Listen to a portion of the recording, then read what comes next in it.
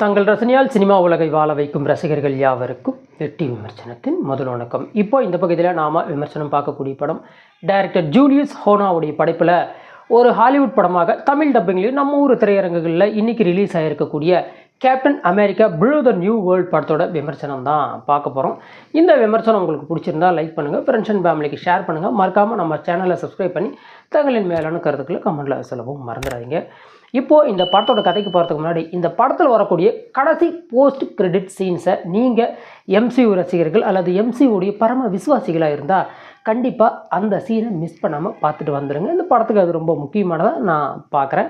And then இப்போ இந்த படத்தோட கதைக்கு வந்தோம்னா, இந்த படத்தோடைய கதையின் ஆரம்பத்தில் அமெரிக்காவுக்கு புதிதாக அதிபர் பதவி ஏற்கக்கூடிய ஒருவர் நம்ம கேப்டன் அமெரிக்கா சாம் கால் பண்ணி கூப்பிட்றாரு. நீ வெள்ளை மாளிகைக்கு வா, உனக்கு ஒரு முக்கியமான வேலை, உங்கள்கிட்ட நான் கொஞ்சம் பேசணும் அப்படின்னு. நம்ம சாம் என்ன பண்ணுறாரு, கூட இன்னொரு நண்பரையும் கூட்டிகிட்டு போகிறாரு. இப்படி கூட்டிகிட்டு போகும்போது கூட வரக்கூடிய நண்பர் திடீர்னு அமெரிக்க அதிபரை துப்பாக்கி எடுத்து சுட ஆரம்பிச்சிடுறது, தாக்குதல் நடத்த ஆரம்பிச்சிடுறாரு. ஒரு வழியாக கஷ்டப்பட்டு அவரை பெரும் சிரமத்தை பிறகு அங்கே இருக்கிற செக்யூரிட்டிஸ் எல்லாம் பிடிச்சி அடக்கிடுறாங்க. எதுக்காக நம்ம நாட்டு பிரசிடென்ட்டையே இவர் ஷூட் பண்ண ட்ரை பண்ணுறாரு அப்படிங்கிறத விசாரிக்கணும் அப்படின்னு நினைக்கிறாங்க. இப்போ நம்ம கதாநாயகன் என்ன பண்ணுறாருன்னா, இவனை நான் தானே கூட்டிகிட்டு வந்தேன், இவன் உருவாக்கின 7:30க்கு பின்னாடி இருக்கிற பிரச்சனை என்ன அப்படிங்கிறது நானே அலசி ஆராய்ஞ்சு அதை நான் கண்டுபிடிக்கிறேன், இந்த பொறுப்பை என்கிட்ட ஒப்படைச்சிருங்க அப்படின்னு சொல்லும்போது, இதுக்கு மேலே அவர் ஏன் கொல்ல வராரு, எதுக்காக அமெரிக்கன் பிரசிடெண்ட்டை அவர் கொல்ல முயற்சி பண்ணார், அதுக்கு பின்னணியில் இருக்கக்கூடிய விஷயங்கள் என்னென்ன அப்படிங்கிறது அலசி ஆராயர் தான் இந்த படத்தினுடைய கதை. பொதுவாக சூப்பர் ஹீரோஸ் படம் அப்படின்னாலே நமக்கு நல்லாவே தெரியும். ஒரு சூப்பர் ஹீரோனா அவனுக்கு நிகராக இருக்கக்கூடிய வில்லன் தான் அந்த சூப்பர் ஹீரோ கதாபாத்திரத்தை தூக்கி நிறுத்தக்கூடிய சமாச்சாரம், செங்குத்தாக தூக்கி நிறுத்தக்கூடியது அதுதான். உதாரணத்துக்கு பேட்மேன் அப்படின்னு எடுத்துக்கிட்டோம்னா ஜோக்கர், பேட்மேனை விட ஜோக்கர் தான் நம்ம ரசிப்போம். அதேமாதிரி சூப்பர்மேன் அப்படின்னா அந்த லெக்ஸில் ஒரு கதாபாத்திரத்தை உருவாக்கி வச்சுருப்பாங்க, வேறு லெவலில் அந்த கதாபாத்திரத்தை மேக் பண்ணியிருப்பாங்க. அதாவது உலகத்தையே ஒரு சுண்டு விரலை தூக்கக்கூடிய ஒரு நபரையே அந்த லெக்ஸில் அதை எப்படி ஆட்டி பறைக்கிறாரு அப்படிங்கிறத பார்க்குறதுக்காகவே நாம் போவோம். அண்ட் தென் அந்த அவெஞ்சர்ஸ் அப்படின்னு நம்ம எடுத்துக்கிட்டோம்னா நமக்கு தெரியும், எம்சியூ டேனோஸ் அப்படிங்கிற ஒரு கதாபாத்திரத்தை உருவாக்கியிருப்பாங்க. அதுதான் அந்த படத்தை இந்த மாதிரியான படங்கள் தூக்கி நிறுத்தக்கூடியது வில்லன் கதாபாத்திரம். இந்த படத்தில் விஎஃப்எக்ஸு, எஸ்எஃப்எக்ஸு, சிஜி, ஸ்டண்ட்டு, சினியோட்டோகிராஃபி, மியூசிக்குன்னு சும்மா எல்லாமே பட்டாசாக தெறிக்க விட்டுருக்காங்க. அதில் எந்த ஒரு ஐயப்பாடும் இல்லை. பட் என்ன பண்ணியிருக்காங்கன்னா, இத்தனை விஷயத்தை செஞ்சவங்க வில்லன் கதாபாத்திரம் அப்படிங்கிற ஒரு விஷயந்தான் படத்துக்கு முக்கியங்கிறது தெரியாமல் அந்த வில்லன் கதாபாத்திரத்தை கொஞ்சம் மொக்கையாக உருவாக்கிட்டாங்களோ, அதனால் படம் பார்க்குறதுக்கு சொத்தையாக போயிடுச்சோ அப்படிங்கிற எண்ணமும் இந்த படத்தை ஆன் ஸ்க்ரீனில் உட்காந்து கடைசி வரை பார்க்கும்போது நமக்கு ஒரு மைண்ட் செட்டு தோணுது. உங்களுக்கு எப்படி இருந்ததுங்கிறதையும் நீங்கள் கமெண்டில் சொல்லலாம்.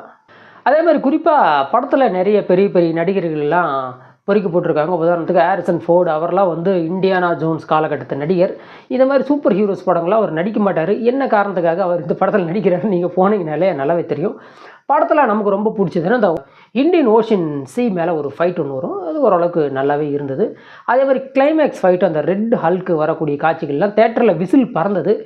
என்னதான் இத்தனை ப்ளஸ் பாயிண்ட் இந்த படத்தில் இருந்தாலுமே என்னை பொறுத்த வரைக்கும் இந்த படத்தோட ஹையஸ்ட் மைனஸ் பாயிண்ட்டு படத்தினுடைய வில்லனை இவங்க மொக்கையாக உருவாக்கி படத்தை சொத்தையாக மாற்றிட்டாங்களோ அப்படிங்கிற ஒரு எண்ணமும் இருந்தது.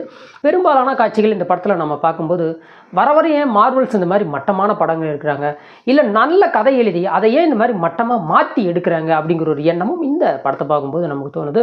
இந்த எம்சியூ கான்செப்டை விட்டு தொலைங்கடா, உங்களுக்கு தான் செட் ஆகல. இன்ஃபினிக்ஸ் வாரோட எண்டு கேமோட அதுக்கு எண்டு கார்டு போட்டிங்க, அதை அப்படியே முடிச்சுட்டு வேறு எத்தனையோ கதாபாத்திரங்கள் இருக்குது, அதை வச்சு படம் எடுக்கலாம்ல. ஏன்னா இந்த மாதிரி படம் எடுத்து நல்ல கதாபாத்திரத்தையும் அதையும் சூப்பர் ஹீரோக்கு உண்டான மதிப்பையும் கெடுக்குறீங்கன்னு கேட்கக்கூடிய நிலையை ரசிகர்கள் நமக்கு உருவாக்கிட்டாங்க அப்படின்னு தான் நாம் சொல்லியாகணும். இந்த படத்தை பொறுத்த மட்டும் நீங்கள் கொடுக்குற காசுக்கு வேஸ்ட் இல்லாமல் என்டர்டைன்மெண்ட் வைஸாக, டெக்னிக்கல் வைஸாக படம் ரொம்ப கிராண்டாக மேக் பண்ணியிருக்காங்க.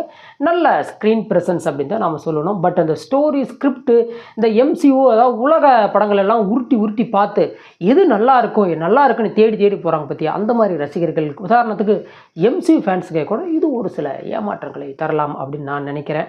என்னை பொறுத்த வரைக்கும் ஒரே வார்த்தையில் சொல்லணும்னா, ஹாலிவுட் படங்களே பிலோ ஆவரேஜ் டீசென்ட் வாட்சபிள் மூவியாக தான் இதை நம்மளால் பார்க்க முடியுமே தவிர, இதுக்கு முன்னாடி வந்த எம்சியூ சீரிஸு, மார்வல் படங்களுக்கு உண்டான அந்த ஒரு எக்ஸ்பெக்டேஷனோடு உள்ளே போனீங்கன்னா ஏமாந்து தான் வருவீங்க நண்பர்களே. இந்த விமர்சனம் உங்களுக்கு பிடிச்சிருந்தால் லைக் பண்ணுங்கள், ஃப்ரெண்ட்ஸ் அண்ட் ஃபேமிலிக்கு ஷேர் பண்ணுங்கள், மறக்காமல் நம்ம சேனலை சப்ஸ்கிரைப் பண்ணி தங்களின் மேலான கருத்துக்களை கமெண்ட்டில் சொல்லவும் மறந்துடாதீங்க. மற்றும் ஒரு சிறந்த விமர்சனத்துடன் தங்களை சந்திக்கும் வரை தங்களிடமிருந்து நன்றி கூறி விடைபெறுவது வெற்றி விமர்சனம். வெல்க தமிழ்.